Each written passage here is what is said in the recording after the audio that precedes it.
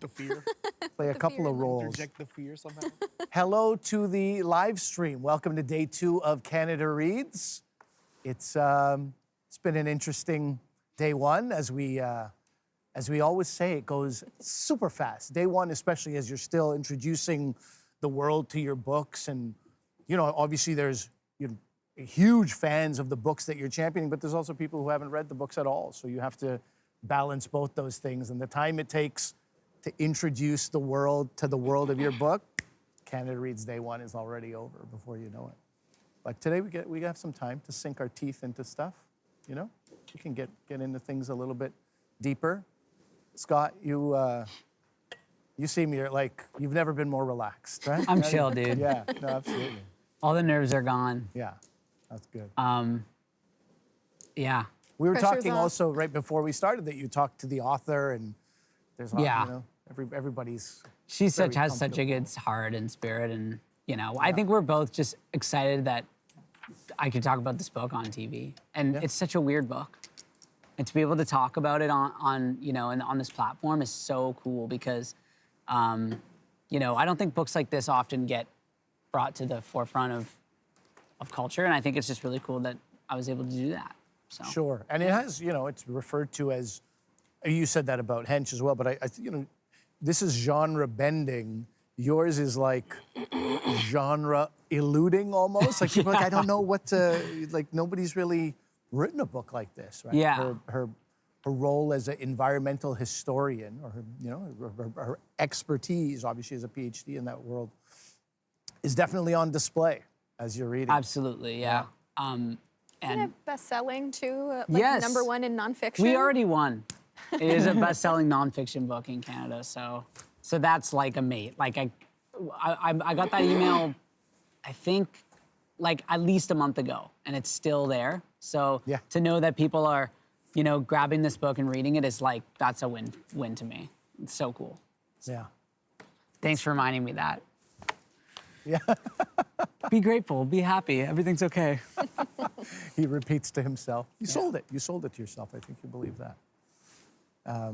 Yeah, I think, right? We say this over and over again, that this is basically a winning circle here. Like there's no real loss in the end just because you're bringing your book to the forefront here. And also it's something we talk about every year, that a lot of people wouldn't pick up these books, but Canada Reads kind of obliges you to, and I'm in the same boat. Like there's a few books here I would have said not my style, and every year I have to go, don't think like that. The whole point of the show that you host is to expand yourself, right? Like broaden your horizons, and every time, we get to learn so much more about worlds we didn't know about.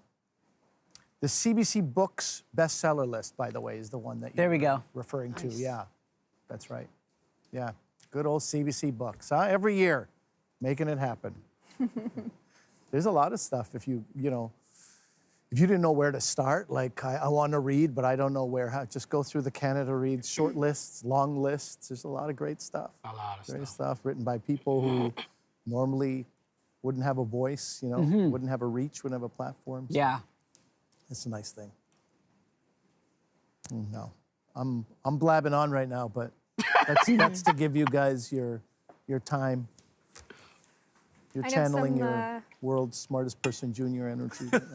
I know some elders who haven't been able to leave their old age retirement home, and they have their own condos and stuff. So I know some people who have left a handful of times since the beginning of the pandemic, and so we made sure to send copies their way and stuff, just because and they're taking part in it, and so it's kind of like being a part of this national book club, which is really cool. And especially if you can't be out there and visiting people, and you're used to being around a big family and stuff, it's been a nice way to connect even from a distance. Yeah, yeah, that's another amazing thing about literature, right? You can, even people who are they hate Zoom and they hate Zoom meetings, being connected through literature somehow doesn't make Zoom so bad. The book clubs, Zoom book clubs, it's still, at least. Doesn't hurt if there's a piece of lasagna there too. Doesn't hurt at all. Right? A big chunk of lasagna. Just a chunk. That you don't have to share with anybody else. We got 4 seconds. This is a CBC special presentation, available in described video. It's day 2 of the Great Canadian Book Debate. Your panel eliminated the first title yesterday. One more will go today. Which one will it be? You'll find out soon. I'm your host, Ali Hassan. This is Canada Reads.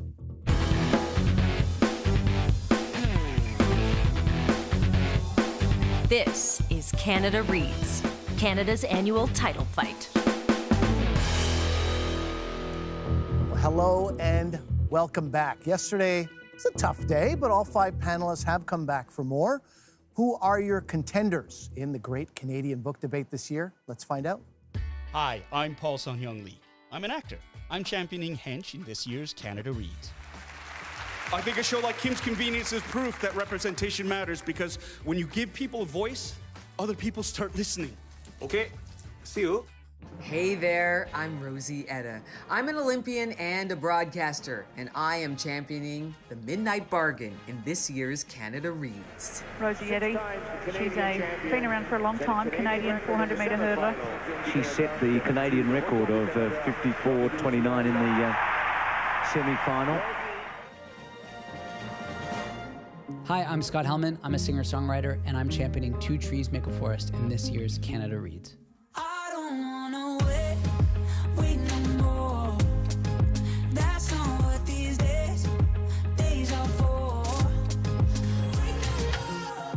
Hey, I'm Devry Jacobs. I'm an actor and filmmaker, and I'm championing Jonny Appleseed this year in the 20th edition of Canada Reads. Rule number 4, don't act like a badass if you can't fight. This applies to every animal in the kingdom of the crow. Hi, I'm Roger Mooking. I'm a chef, TV host, and recording artist. I'm championing butter honey pig bread in this year's Canada Reads. So how do I get some of this in my face? Because this is looking good. I just want to eat those ribs straight off the pit. I feel blessed, I get to travel around, eat food for my job.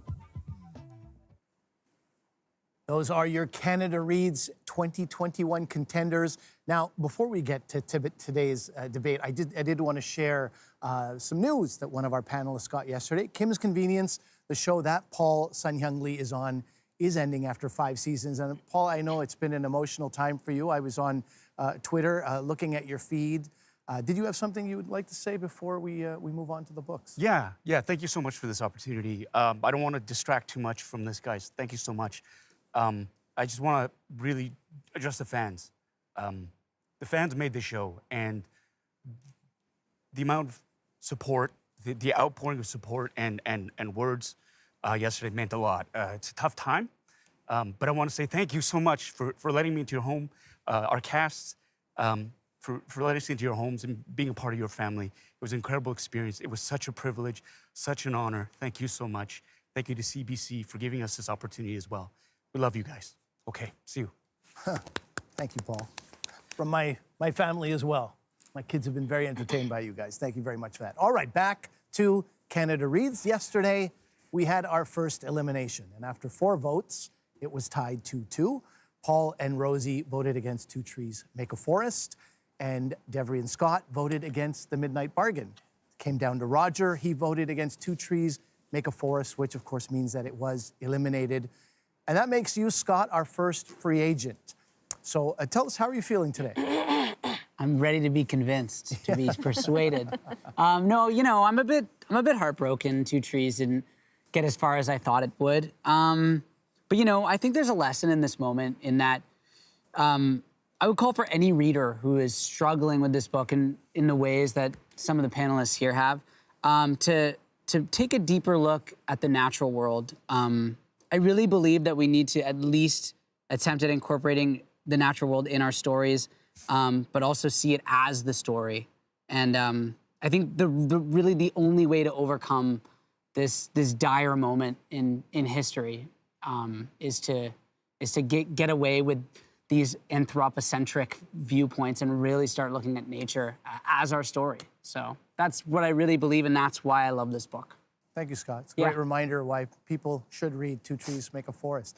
All right, thank you. Panelists, it's time to move on. We still have to find the one book that all of Canada should read. Two Trees Make a Forest was the only nonfiction book this year. The 4 remaining titles are all novels. And the remaining contenders are Hench by Natalie Zena Walshots, championed by Paul Sun-Hyung Lee. The Midnight Bargain by C.L. Polk, championed by Rosie Etta. Jonny Appleseed by Joshua Whitehead, championed by Devery Jacobs. And Butter Honey Pig Bread by Francesca Equiasi, championed by Roger Mooking. Today, we are going to have 4 rounds of debate, one for each book that is still in contention. Panelists will kick off each round with your opening statement. You're going to get 60 seconds to tell us why the book you are defending is a great book.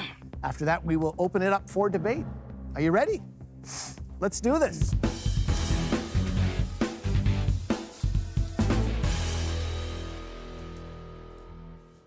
Paint a picture for the radio audience at home. We are in a big circle on the Canada Reads set. Everyone is sitting at a mini table, 6 feet apart.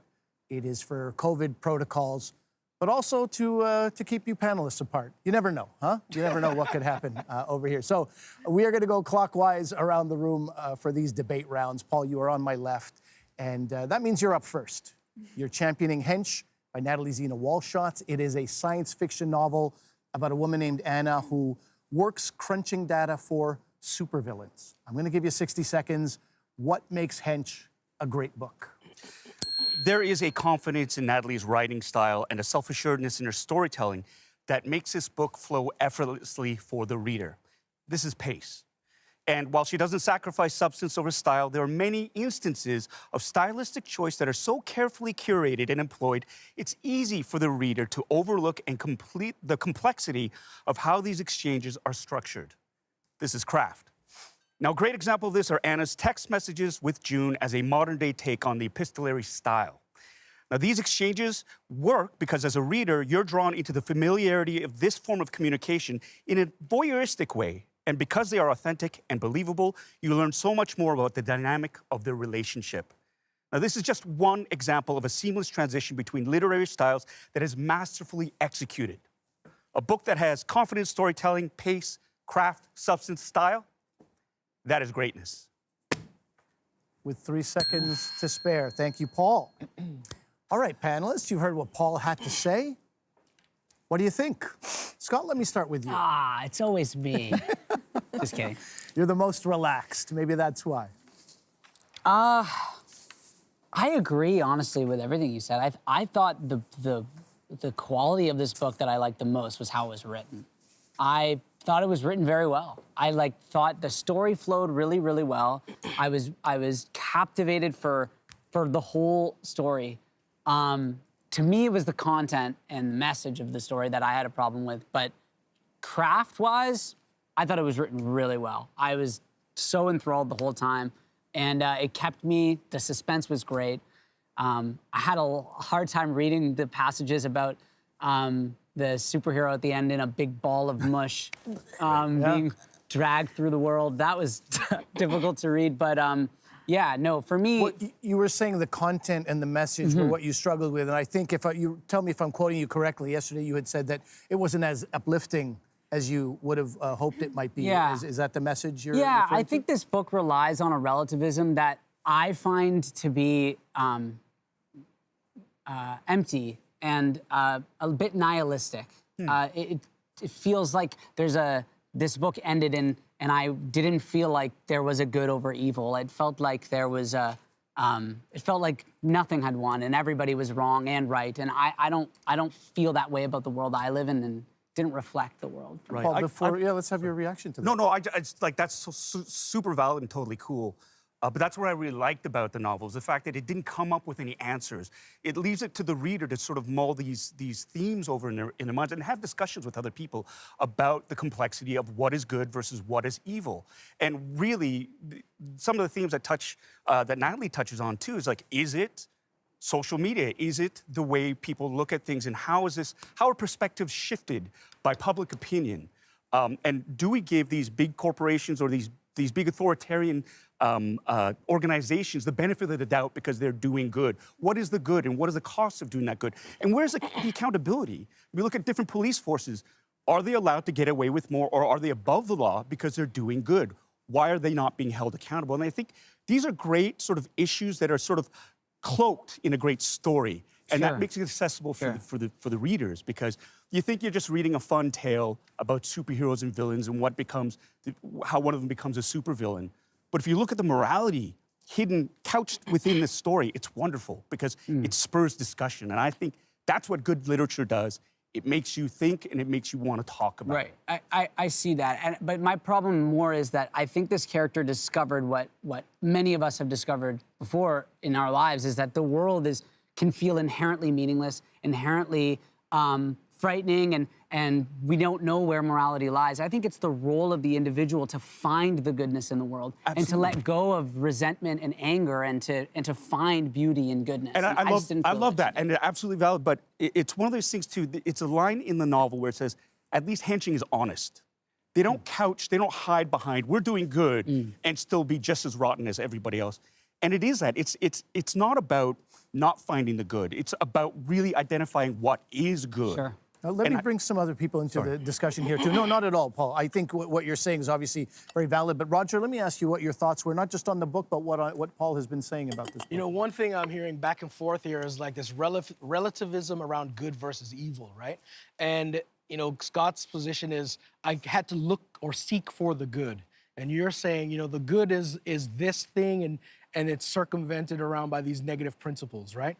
But in that argument, this discussion is this preconceived notion by yourselves as the readers or the championers of this binary thought of there is a good and there is an evil. And what I think is interesting about this book is that they say, no, good and evil is not binary, right? So to kind of draw this reference together, and I think that's a strength of the book. Now, where I find that that's distracting and difficult for me to grasp onto, there's two things in this book, just from a mechanics perspective. I loved everything about the book at the electric eel scene where the ransom and the mayor, I was like, oh, whoa, this book just exploded. This is gonna be incredible. There was a great setup to that moment. And then the superheroes came flying in. And I didn't come into any of these books reading any preconceived notions of what they were about. So I was blindsided by the superhero thing. And I'm like, oh, the setup was so good, and now a superhero comes in and saves the day? Like, get out of here. And it took me a long time, up until the last third of the book, to kind of resolve that, okay, it's a superhero book from the perspective of the hench, which I really came to appreciate over time. But it took me that 2/3 of the book, or that half of the book in the middle there, to kind of reconcile that difference and be like, I can't get over the fact that this turned into a superhero book. One, right? And the other piece that I found distracting was the authors is incredible. And I found in certain moments there would be a dialogue or a scenario would play out, and right immediately after that dialogue, they would summarize what just happened in the scene. And that is like the author talking to the reader, the author breaking the wall and trying to communicate with the reader. Like, if you didn't grasp what just happened, this is what just happened right there, to put it in context.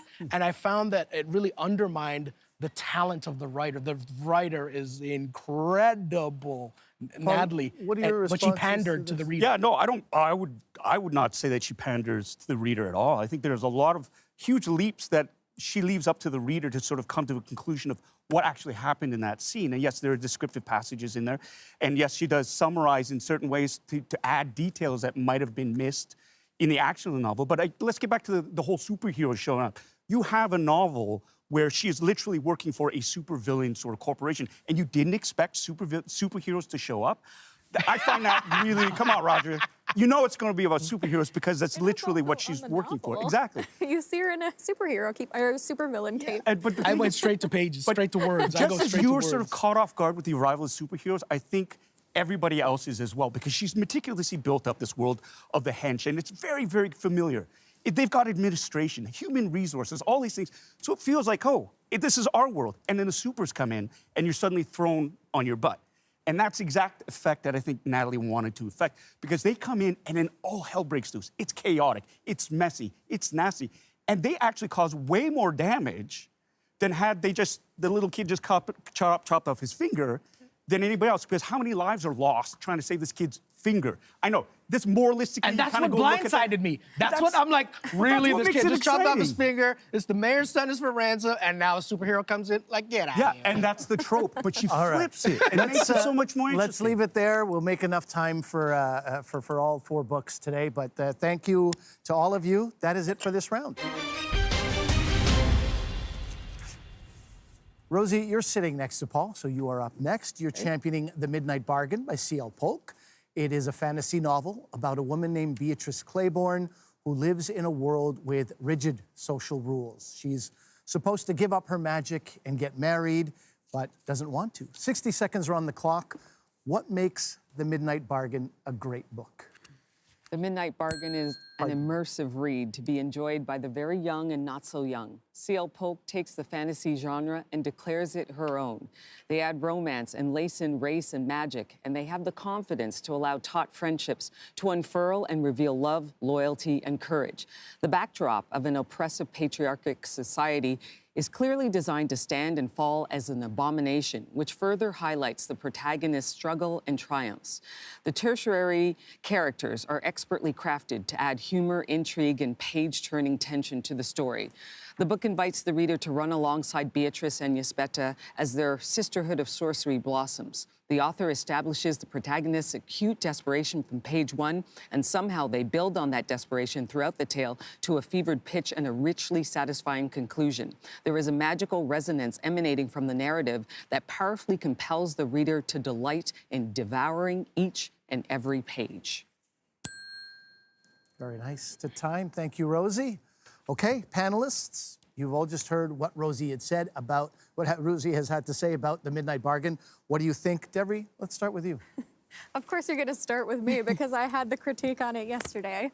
Again, I really did enjoy this book, and I did think that it was successful in transporting me to this other world, and it was a fun read. I very much enjoyed reading it, but this is a competition, and we have to pick apart books. And for me, I had some issues with C.L. Polk's crafting of the book. For me, I had a couple issues with dialogue where I found that sometimes the subtext in all of the dialogue wasn't emotionally charged, and I found that we were explaining things multiple times. I was like, okay, we get it. She doesn't want to get married. She doesn't want to have kids. She wants to practice magic. And I feel like we've had that conversation over and over that I did feel a little bit spoon-fed by the author.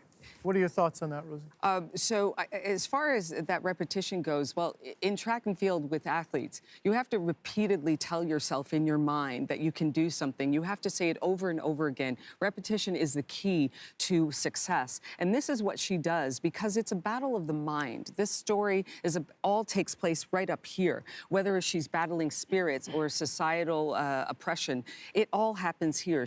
From page 1, she decides, she knows she does not want to live that life, but she can't express it. She has to keep it inside, so it lives within her mind. And so it's almost like walking through this world and being told no at every turn. Everywhere you go, there's a no. Like I think of Representative Jean Augustine, the MP representative, who tried to push for a long time to get Black History Month recognized throughout Canada. Do you know how many no's she must have come against? So it's up here where it starts. Before you even enter a room, you have to repeatedly tell yourself. So sometimes it might seem like it's being spoon-fed and it's being said over and over again, but because it's a battle of the mind and it's a journey of the mind in which Beatrice takes. Even the spirits are part of her mind. And so it's through repetition and only through that type of repetition in which you can fortify yourself, fortify your mind, your body, and your soul in order to fight those battles, which is patriarchy, which is those societal pressures in which she does not want to live in, which is the ability and to stand in your truth. And remember, she's just very young. She's like 18, and she needs to be married off and then put on this marital collar that will just dim her whole life and diminish her ability to create magic. So it first starts in her mind, like so many stories. It all happens in here. And like when we read. And so what I loved about the story is that it's so immersive in that it does draw you in and force you to feel and be a part of her world and to think about, what would I do if I was in that position? So if you feel like it might be a bit repetitive, I I urge you to sort of think about maybe going into an audition, what you have to tell yourself, what happens up here, because it starts here before you actually have to emanate and emote and reveal the lines. It starts about how badly do you want it. So it's just this repetition that happens. Repetition important in athletics, in acting, in stand-up comedy. I guess I could be considered a sort of an Olympian as well in that way. What are your thoughts on that, Deborah? I think that's a very fair take. I think from my perspective as a reader, I prefer when there are little Easter eggs and little hints laid throughout and that I'm left to pick up the pieces and therefore I'm the one who is kind of figuring it out as I go. That's my personal preference, so I completely respect everything you're saying and that totally makes sense. But for me, I didn't feel like it had that successful effect when reading it. Roger, what were your thoughts on The Midnight Bargain as you were reading it? You know, I heard a lot of people talk about this book and calling it a romp or like a fantastical romance. I don't see that at all. I think it's a feminist manifesto, right? And again, I'm a guy here with 4 daughters. I'm not gonna try and explain you from my perspective what feminism is, right? But for me, I would hand this book to my daughters with pride and say, you know, I think you really should read this because it is a feminist manifesto in a relatable world, because my kids love these fantasy books like, you know, Harry Potter and all this kind of stuff. So it's a gateway to that. So I love that, right? Now, one thing about it though, in that vein that I was disappointed in was the plausibility of Beatrice. She aspires her entire life from the moment she knows herself to seek out these grimoires that will unravel this world that she envisions for her life in perpetuity. And at the very beginning of the book, when she has the grimoire in her hand, she gives it away. It creates that tension. I disagree. I think it's just not plausible. It creates that tension. If you have the dream in your life to... But there are other ones too. And what it does, I know what you mean, that disappointment when she gives up There's that no way book. you would give it up, It's like, Rosie. but the societal You held pressures. a record for 20 the years, societal, 20 The societal years, Rosie. pressures. You The know. person who took the book from her is far more wealthy, powerful, has stature, and she knows it, and she does not want to disappoint her family as well. The pressures of family. I get it. The family is in dire need of funds. They're in debt, and she goes, oh, geez, I'm already causing enough trouble here going off to the store. So let me just see if I can get this book. I'll give it to her, and then I'll try and swoop back and get it. No, that's not what happened. She gave it away, and then Ian said, hey, maybe we should meet up with the book later. She didn't go in with the premise of trying to meet up with her later. She's a crafty individual. I think so. No, and I think that the pressures of her family in need of money really weigh down. You know, you think about, you don't want to let down your mom and your dad and your sister. I get it. So you go, I got to behave. I'm already misbehaving by practicing magic. So here's the book. But I hear what you're saying. We'll leave it there. You guys, saying. great to hear the Really passion. That's exactly what this week is supposed to be about. But that is it for this round. So we've discussed 2 books still in the running. We have 2 more titles to talk about. But before we do that, panelists, let's take a little break. Canada Reads is marking its 20th year this year. That is quite a legacy. That means there are 19 people who know what it takes to win Canada Reads. So we turn to a few of them to give the four of you who are here remaining with the books here a little bit of inspiration. Hey Rosie, Clara Hughes here, Olympic cyclist and speed skater, and we were Olympic teammates back in 1996. And I'm also an alumni of Canada Reads, and I'm so stoked to know that you are out there defending the fabulous book, The Midnight Bargain, this year. 400-meter hurdles is no joke, and anybody that was a competitor in that event knows how to suffer, knows how to pace themselves, strategize, think on their feet, and all I have to say is watch out, world. Rosie is in the house, so good luck, Rosie. I'm sending you my best, and I will be cheering you on. Woohoo! Hi, Devery. This is Cameron Bailey. In 2015, I championed Kim Twee's book, Rue, to Canada Reads victory. Here's my advice for you. Know the other panelists' books as well as you know your own. But when it comes time to championing your book, speak from the heart. Let everyone know why it matters, not just to everyone to read this book, but to you personally. And if you can share that with everyone and speak straight from the heart, that's what gets through. Hello, Paul. I am so excited that you are participating in this year's Canada Reads. Natalie is very lucky to have you defending Hench because you are, it pains me to say it, but you are one of the most articulate people I know. You have a tremendous amount of wit and humor, and I know you will bring that to the table, but most importantly, you handle everything you touch with grace. You are a true gentleman. So I can't wait to watch your performance. No pressure. I won last year. No big deal. You're fine. Good luck. Break legs. Bring it home. I'm proud of you. Okay, see you. Roger, man, it's Shad. Look, I'm here to get you pumped up. I'm here to get you excited, to advise, maybe help you strategize. And all I gotta say is this. I've been through the trenches, okay?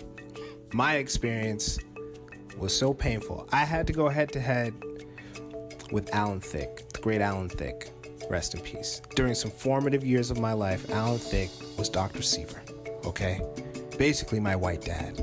This is who I have to defeat, okay? So I'm still processing that. And the irony is, probably the only person that could help me with the baggage that I have from that experience now is Dr. Seaver, the great psychologist himself. So look, man, I'm messed up from the whole thing. You're not gonna have to go through that. So just count yourself lucky and enjoy this. Those were the voices of past Canada Reads winners, Clara Hughes, Cameron Bailey, Amanda Brugel, and Shad. I'm Ali Hassan. This is Canada Reads on CBC and SiriusXM. Let's get back to the debate.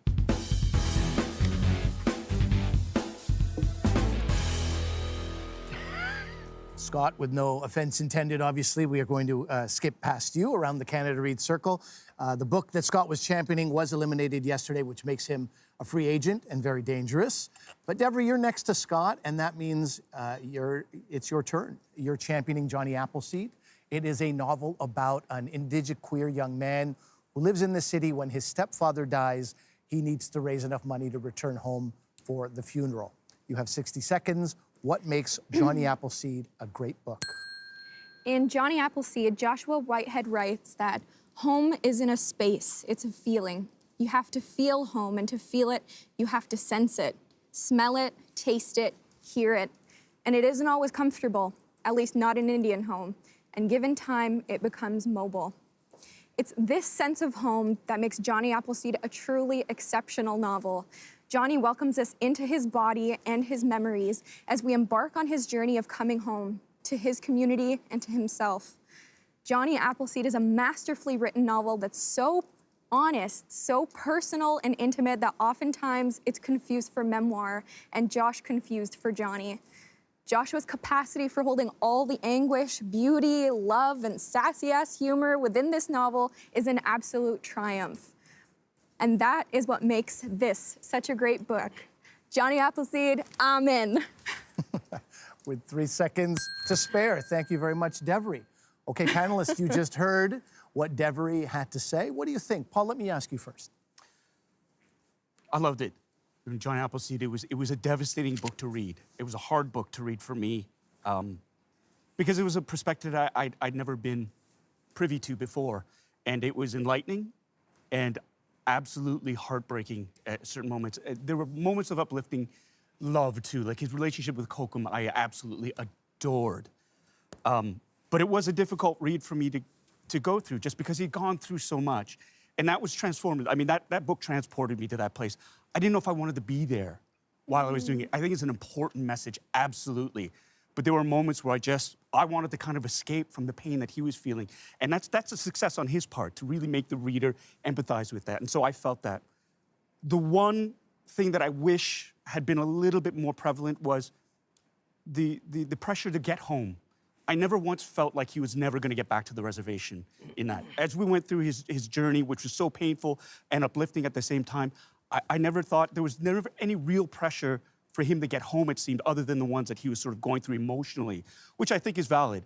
But I just kind of wish there was a bit more of that ticking clock feeling, because he did have 3 days to try to get home, but I never once thought that he wasn't ever going to get home. And when he did finally get home, I was really wishing they would spend a little bit more time there as well in terms of the healing process.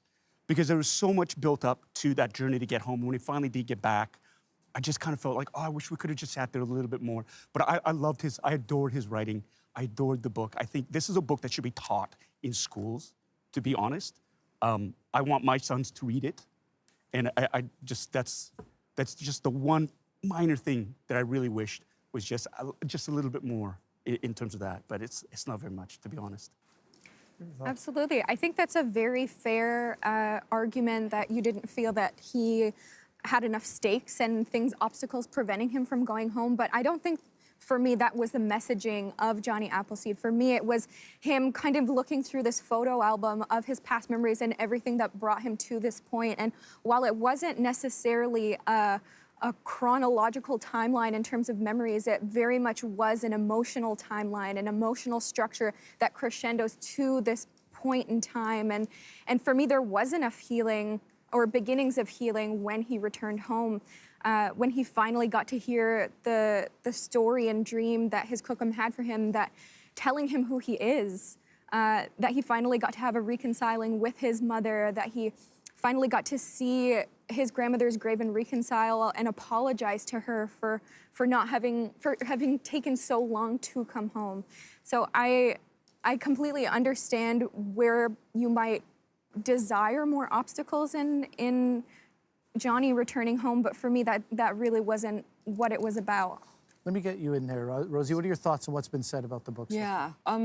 So I gravitate to what Paul is saying. In this read, the author's strength is the truth and the pain. There's so much truth and so much pain. That is the strength.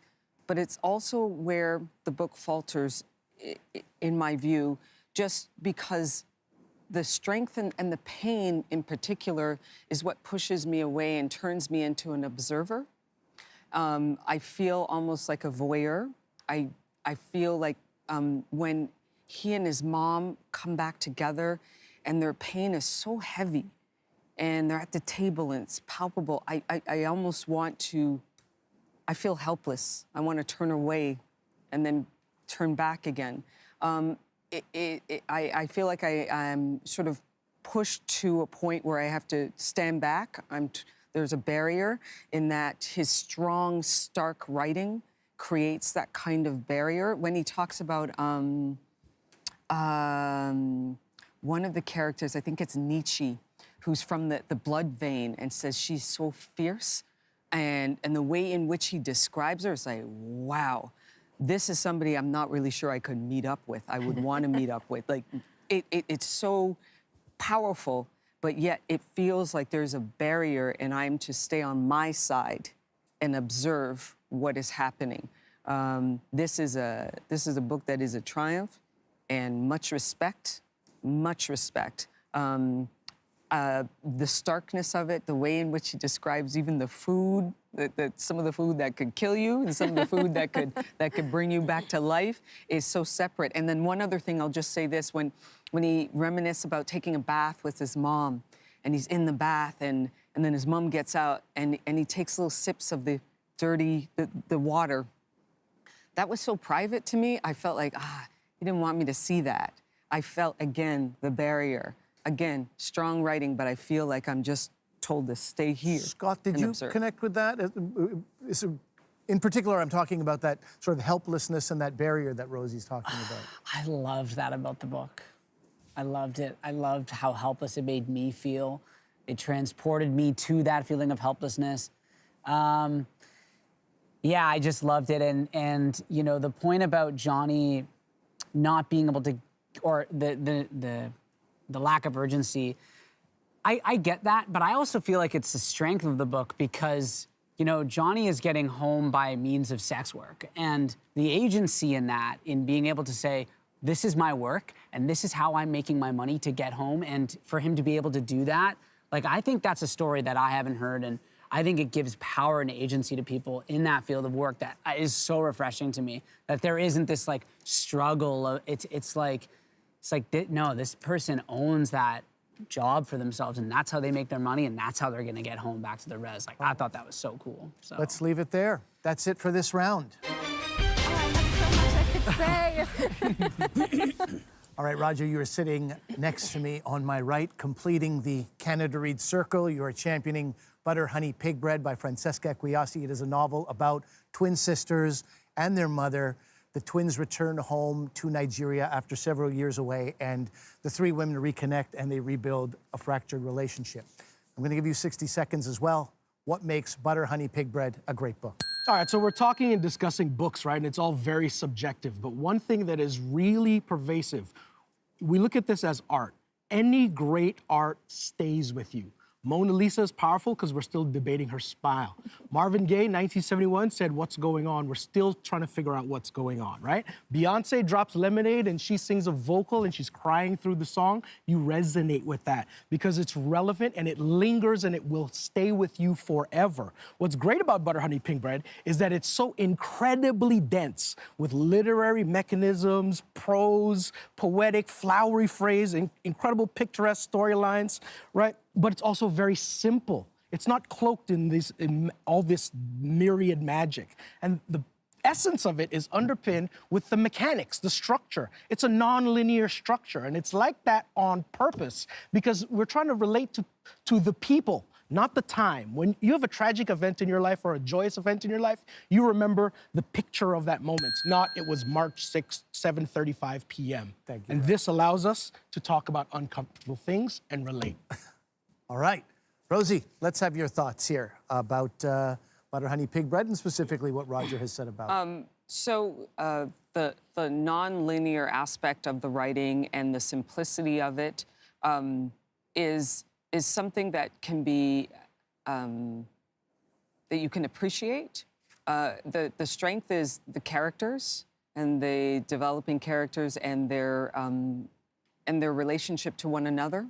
I think that it could have, in my view, the one thing that I could have seen more is a little bit more complexity. I don't know if that's, I see what you're saying about the simplicity. I think that I could have, I wanted more. How much more do you want? No. When I say I wanted more, I want the story to continue on. So it's not a criticism of the writer and the style. It's simply the stories is that much. And the characters are that much that I could have. Are you saying that you would have liked to have read more, or was it incomplete in some way? I wouldn't say that it was. Well, I guess saying that I wanted more is just simply I turned the page and when it ended, I wanted more. So that means that I need more of these characters and I need more of Kambirinachi. I was so immersed in the story, and my parents are Nigerian. I'm Nigerian, so Nigerian-Canadian, so I relate so beautifully to the food and to the characters and to the development, and I think I was a little bit too closely attached to these characters and could see them so vividly that I think I was crying out for more. So much respect. First novel, what? I think that's what great art does, right? And what I really love about this book in particular is that it's centralized around the characters and their complexities and their emotion and not along a linear trajectory, right? And in accomplishing that, at the end of the book, it ends in this very specific way, but it's leaving you with not tidy little neat ends. It's leaving you with the notion of, you know what, we discussed some really uncomfortable things, and here we are now. We've had this traumatic experience. Yeah. It's led through hopefulness the entire time, and at the end of the book, it's not packaged neatly. It leaves you wanting more because it's great art. It's leaving you thinking and pondering. It is great art. And sorry, Paul, I know you're going to jump in, but that's one other thing, though. If I could construct every book that's written, can I just not have a beautiful black body being decimated by such horrible tragedy? I'm a little bit fatigued with the story of the slave. Like, you can't even have a child go see Lupita Nyong'o's 12 Years a Slave because the horror in which her body has to go through. You can't even let a 12-year-old, like, it's hard to have like a younger person experience that without internalizing this horror. And what happened to one of the twins, I just go, can I just have one book where we're not being torn asunder with such horrendous physical violence? If I could write every book. But Rosie, this is life. This is how it goes, right? I tell you, there's many things I don't relate to in this book because I'm not Nigerian, I'm not a woman, I'm not from the LGBT community, for example. But there are many things that I can relate to. I have a long history of mental health in my family from you don't even want to know, right? I have a long, there's just so many things in this book that are so true and real. And that's what happens. You're walking down the street and life hits you and it's grotesque. And that's what it is sometimes. And this book is telling you it's okay to talk about those things. She talks about the mortality of a child, the father dying. But also then she goes and cooks food right after. So the reality is we're living life, we're cooking food, we're eating, living, and things just happen. And it's okay to talk about that. I don't want to discount any of that because those are perfect points. Absolutely, 100% agree with you on that. But the one thing that I'm just going to point out too about the book was, and you brought it up yesterday too, was the fact that, you know, it's the authors, you said Margaret Atwood, she's this new author out on the scene. Their job is to make the reader forget that they're reading. And you point out to this beautifully, this technical style of writing that she employs. I mean, it's told from 3 different points of view and different forms, like first-person form, and then there's the third person and the regular narrative and stuff. And I love that. But I became very, very aware of that stylistic choice because when it switched to first person, I was like, oh, cool. It's being told from this one point of view. And there's a reason behind that, the reasoning behind that, which is great. But then I became very, very aware of the technical prowess of what was being involved when it was. And then that was the one thing. It just sort of like, I'm reading a book now. No, this is a stylistic choice. This is beyond technical. that. This is what you're talking about. When you talk about Mona Lisa and everybody talking about the smile because it's art and it's subjective, there are people who will talk about the overall effect, but there are people who will talk about the little brush strokes because they're looking at that very minute technical thing. And I'm agreeing with you. But what I'm saying is, it became very apparent to me the technical prowess in which, almost to the point where it started bringing me out. Because it was like, I was aware that I'm reading a very, very well-crafted book. Instead of just disappearing into the narrative and the story, which was compelling and lovely and beautiful, and I adored that book as well. I just got drawn to the whole, this is a first-time author? Look at the style that she's looking. I just started looking at it. It's like watching a film once you've made a film. You start looking for the craft behind it. And one of those great movies that you watch, you forget about the craft, you just get into the story. And unfortunately, for Butter Honey Pig Bread, which I loved, I kept 30 seconds, Roger, your This is the response? density and the prowess of her craftspersonship. And let me explain why I say that, okay? You have the notion of Karen Benici and the kin. The kin are timeless. So it's not the fact that it's just a literary mechanism for her to say, oh, I'm using these different perspectives and nonlinear timeline. No, it supports the entire structure of the story and the narrative of the book by saying the kin are timeless. And Karen Benici is torn between the physical plane and the spiritual plane. And so to reference that from a structural standpoint, she uses this time and these perspectives to do that. And I'm it's very the aware of genius it. and My density of friends, the book. That is it for this round. We want to give you all a chance to sort of digest what you've heard and have one less comment. So I didn't want to let that moment pass us by. I want you to be able to respond to what was said today. Final word before we head into the vote. Okay, Paul, one last chance to persuade the panel that Hench should stay on the Canada Reads bookshelf. 30 seconds are on the clock. Hench is a novel that can be easily dismissed because, at first glance, it is a genre novel about superheroes. But still waters lie deep, and if you scratch beneath the surface, you'll find that it is actually a modern-day allegory that speaks to the cultural values of our society today. Hidden within the fantastically entertaining story is a devastating social commentary about the cost of holding those in authority accountable for their actions. This ability to make these themes accessible make this book one to read. Thank you, Paul. All right, Rosie, your final chance. Okay. Make the case for why the Midnight Bargain should not be eliminated today. 30 seconds are on the clock. C.L. Polk's adept writing skills shine through their rich character development, hugely imaginative, magical cityscapes, wonderfully detailed social settings, and wickedly powerful and potentially destructive spirits which lurk in the shadows and at times wreak havoc on the living. Beatrice speaks her mind even when it gets her into trouble. It's her mind, spirit, that leads her down a winding, dangerous, unpredictable path, but she doesn't travel alone. It is the journey of the mind that makes this story so compelling. Thank you, Rosie. Devery, you're next. You have 30 seconds to convince your fellow panelists that Jonny Appleseed should stay another day on Canada Reads.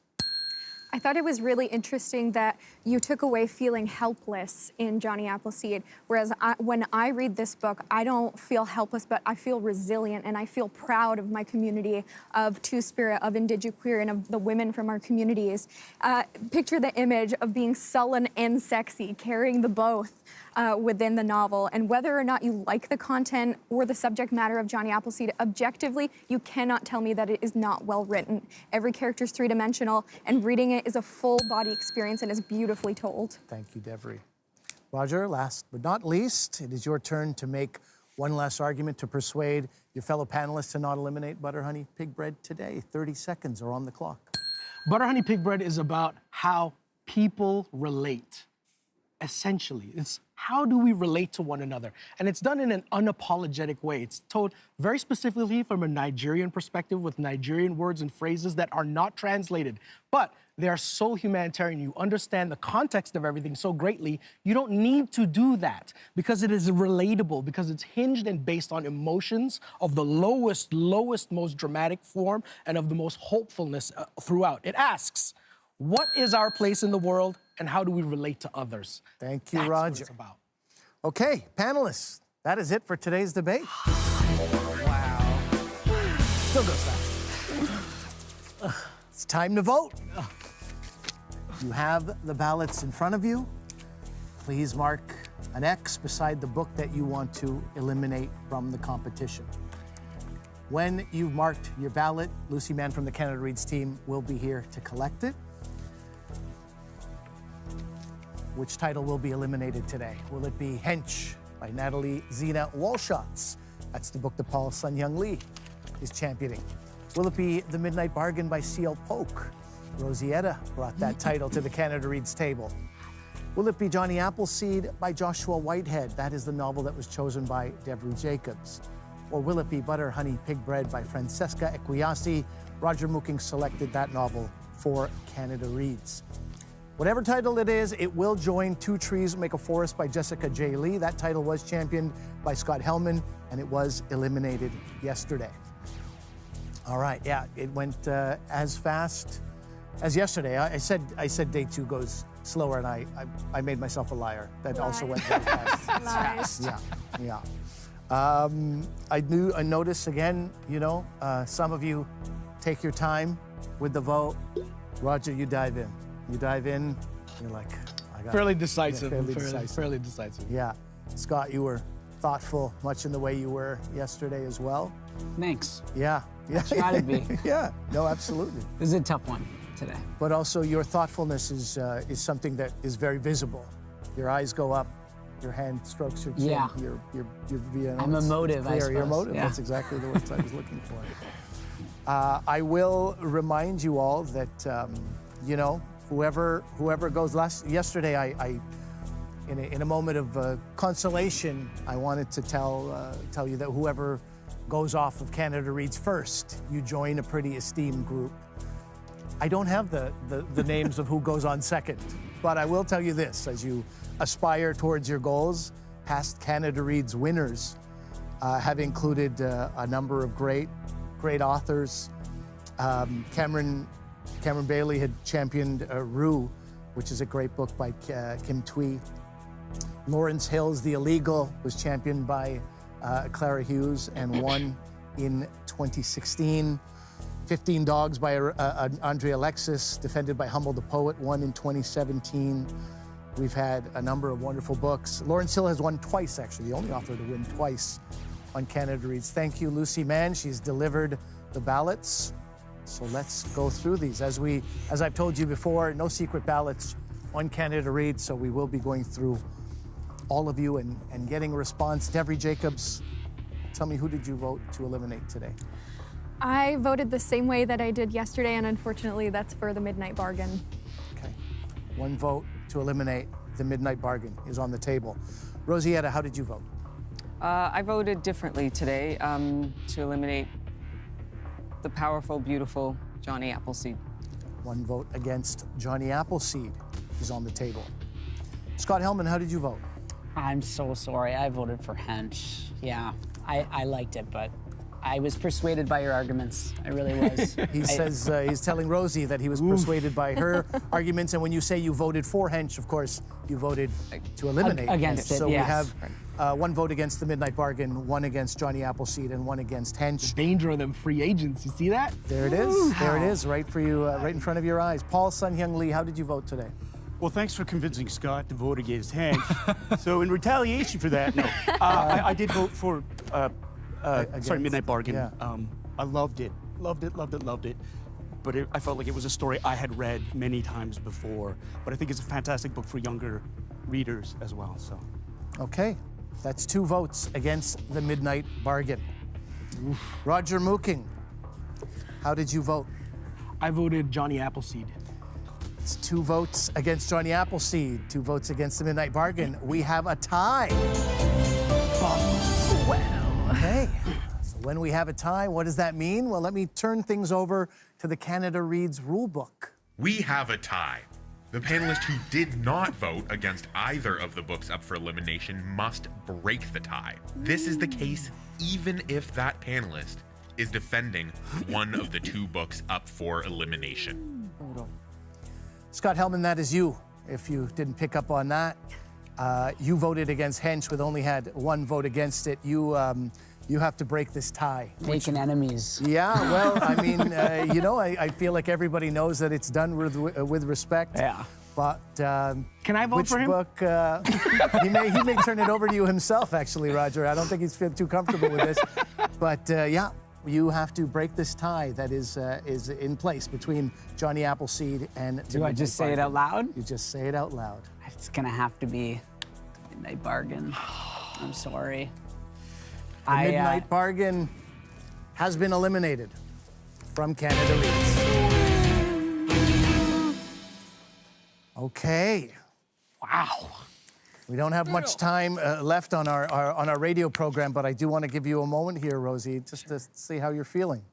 I'm feeling absolutely invigorated and so grateful to have spent this time, these 2 days, defending this wonderful read that I know that the entire that families will enjoy, young and old. It's been such a pleasure. C.L. Polk is a treasure. They put their heart and soul into this book and wove such a wonderful web of intrigue and fortitude and self-determination and a beautiful, fantastic city that takes you there. And I'm really glad that I got to defend this book. They did an amazing job, and I wouldn't change anything. And I'm proud of myself the way I defended it too. I'm really proud the way I championed it, and with that energy and zeal and love. And I think it's the similar kind of energy that they put into writing this wonderful story. And much respect to every single one of the authors here. You guys who are still out there defending all your books. Canada has a wealth of talented artists. The literature that is brought forth by this country and the artists is absolutely astounding. Rosie, we'll have to leave it there, but thank you so much. Thank you all for joining us today. This is Canada Reads. We are on a quest to find the 1 book all of Canada should read. 2 votes down, 2 to go. I'm your host, Ali Hassan. Until next time, read on, Canada.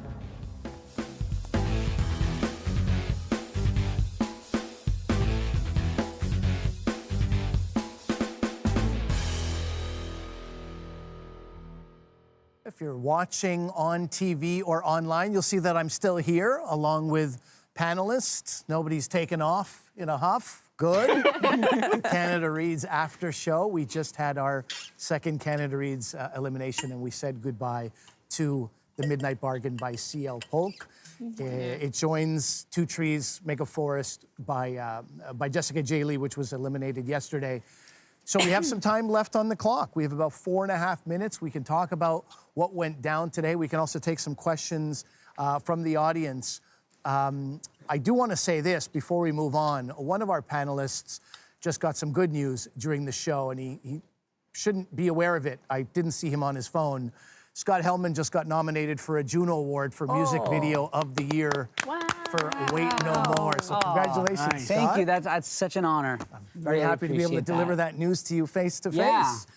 For more on that information, and for more information on all those nominations, you can check out cbcmusic.ca. Back to the books, I just wanted to give you a moment to I know you said you were proud of yourself. I think everybody here is very proud of you as well, Rosie, and I know you're proud of Chelsea. Is there something you would like to say to them while you have this moment? Well, Chelsea is this incredibly, Chelsea is a soft-spoken soul, and when they speak just pensively, and you might mistake that for a somewhat diminutive individual, but Chelsea is a force to be reckoned with. This book just shows how much love she has for creating story and developing character. And she takes a genre and just calls it her own and claims it. And I think that there's so much bravery in that. This genre of fantasy can be very immersive, and there can be a lot of people who just sort of dismiss it. And we need fantasy. We absolutely need fantasy in this world. We need to escape. I completely believe that. And I think about, you know, the Twilight series with the vampire series, where Bella was very, very, I had such an issue with her character. You know, my daughter at that age was, Bella and Edward Cullen, and I'll do anything for him. And I get it, and I get the way it was written, and it was translated into this blockbuster film and series. But there was always something in the back of my head. I was like, man, she'll do anything for that boy. Can she, can she think about anything on her own? Can she do something for herself? And then along comes this character, Beatrice, who from get-go, from jump, is like, no, I need to get out of this situation. I don't like it. I just don't like it. And so she creates this world within her mind and goes on this journey, and then finds unlikely friends. So I thought that it was a brave and really just a wonderful and imaginative and creative and even layered account of what you do when you run into obstacles. And like you said, Roger, this is something you just give your daughters, just give your sons, and just let them read it. And you don't have to hold their hand, just let them at it. Sure. And then you yourself can take it as well and go, I like this. It's a great reminder also about how what we've read before and seen before informs how we, right? Because you're thinking about Bella's character and like do anything, so then you have this stronger connection to somebody who's doing all the things that were shortcomings with some other character. Scott, I was very happy to announce to Juno, because we haven't been easy on you this week. Your book goes the first day, and you have to be the tiebreaker the second day. How did that feel to be in that role? To be a tiebreaker. What's that? To be a tiebreaker. Oh, to be a tiebreaker. It was tough. It was tough. I mean, I love every book at this table. Yeah. And The Midnight Bargain, I really enjoyed it. There were things about it that I found tough. I got a little bored with the Regency aspect, and found also sometimes like the fact that a lot of the characters were so wealthy, and I was like, what's up with the cook? Like, what's going on with what's going on with this Clara character who's their servant? I felt those characters were a little underdeveloped, but everything you've said, man, like if I have a daughter one day, I hope she reads that book, and I hope that she feels seen in it, because I know that it's a great book. So in a year where the theme was transporting us, I think you were particularly in your element. Yes. Deborah, I think it's also important. I don't know if Chelsea identifies as genderqueer or as non-binary, but I think it's so important to have representation in authors as well, and so that's why I felt so bad about voting against Midnight Bargain, but to see an author who is Black and either genderqueer or non-binary write fantasy fiction, I'm here for it. I think that's so important, and I think that CIL has a great future ahead of them. Let's leave it there. Thank you for joining us for this after show. That is a wrap on Canada Reads today. Thank you to all our panelists, Paul Sun-Hyung Lee, Rosie Etta, Scott Hellman. Congratulations again, Devery Jacobs and Roger Mooking. They will all be back tomorrow for day 3 of the Great Canadian Book Debate. We'll see you then. I'm Ali Hassan. This is Canada Reads.